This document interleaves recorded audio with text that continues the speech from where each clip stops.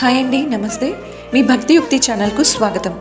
ఈరోజు మనం కార్తీక పురాణ కథామృతంలోని 25వ అధ్యాయం సంక్షిప్త కథను గూర్చి తెలుసుకోబోతున్నాము. ఈ కథ దుర్వాసుడు అంబరీషుని శపించుట గురించి తెలియజేస్తుంది. కథేమిటంటే, ధర్మనిష్ఠుడైన అంబరీషుడు ద్వాదశి వ్రతాన్ని పాటిస్తూ అటుగా వచ్చిన దుర్వాసమునిని అతిథిగా ఆహ్వానించి భోజనానికి సిద్ధం చేశాడు. కానీ ముని చాలా ఆలస్యం చేయడంతో ద్వాదశి సమయం ముగియబోతుందని వ్రతాన్ని కాపాడేందుకు అంబరీషుడు కేవలం నీళ్లు మాత్రమే తాగాడు. అప్పుడు దుర్వాసుడు వచ్చి అంబరీషుడు తనకంటే ముందే తిన్నాడని అనుకొని భయంకర కోపంతో అతన్ని దూషించాడు. అంబరీషుడు వినమ్రంగా క్షమాపణ కోరినా ముని కోపం తగ్గలేదు.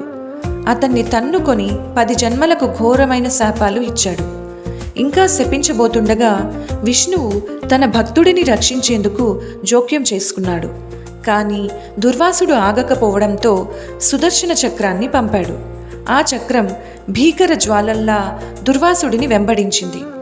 భయపడిన ముని భూమి నుండి దేవలోకానికి, బ్రహ్మలోకానికి, కైలాసానికి పరిగెత్తినా ఎవరూ అతన్ని రక్షించలేకపోయారు. ఇలా దుర్వాసుడికి తన తప్పు అర్థమయ్యేలా సుదర్శన చక్రం తగిన పాఠం నేర్పింది. ఈ కథ ద్వారా మనం తెలుసుకున్నది, భక్తులు ధర్మనిష్ట వినయంతో దైవాన్ని పూజిస్తే దైవానుగ్రహం తప్పకుండా మన వెంటే ఉంటుంది. ఓం నమో నారాయణాయ. ఇట్లు స్కాంద పురాణాంతర్గత వశిష్ఠ ప్రోక్త కార్తీక మహాత్య మండలి పంచవింశోధ్యాయము 25వ రోజు పారాయణం సమాప్తం.